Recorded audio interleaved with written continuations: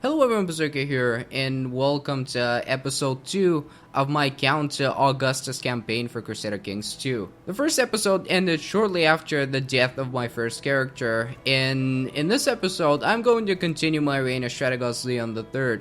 First off, I have two adult sons, both of which are detached priests. Looks like we're gonna run into a lot of detached priest characters in this campaign.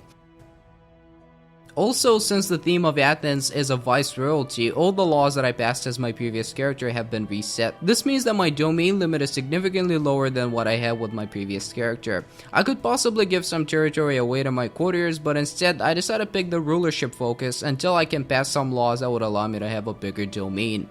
With all the extra stewardship from my rulership focus, I'm able to have a domain limit of 5, meaning that I'm only one county above my limit, so I don't suffer any significant penalties. Very shortly after, my character dies from an infected wound that he received while fighting for the Basileus. That's really bad luck. The chance of a character dying from a wound are very small. My next character is Strategos Leon IV, a detached priest, age 21, with horrible traits. The only positive thing that I can say about this character is that he's got 3 stewardship more than my previous one, which would allow me to hold a county or 2 more.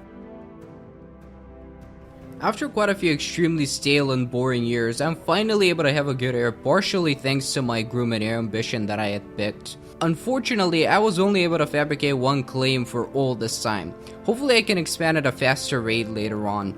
In order for me to create the Kingdom of Greece, me and my vassals would need to possess at least 20 county and 2 duchy titles, which seems very far from what I have right now. On a brighter note though, the Basileus is not doing too bad of a job.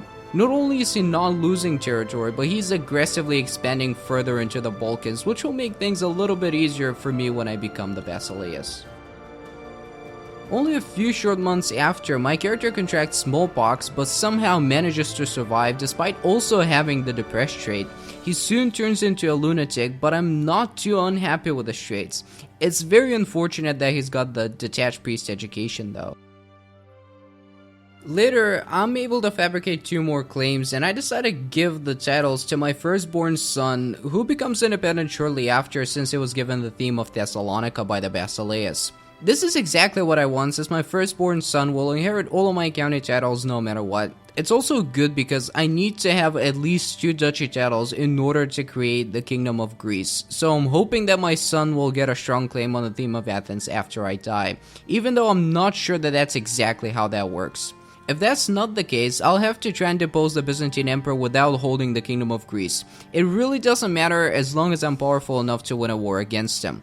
There's a small problem though. The succession law in the Byzantine Empire is currently elective. I'm not really a huge fan of that, so when I try to overthrow the Basileus, I'll make sure that my character is as young as possible, because I need to reign the Byzantine Empire for at least 10 years before I can change the succession law.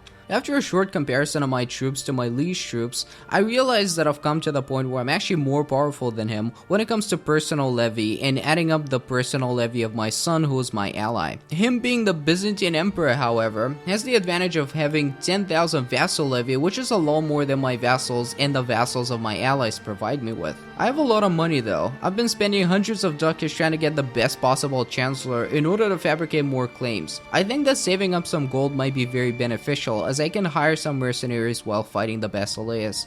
This, and the help of a few treacherous vassals, I can definitely see myself as the emperor soon. I'll wait for my current character to die and leave that in the hands of my heir though. He's a brilliant strategist, a good character overall, and most importantly significantly younger than my current ruler.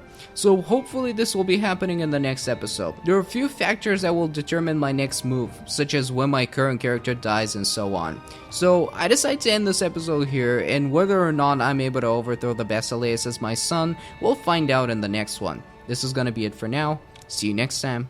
Goodbye.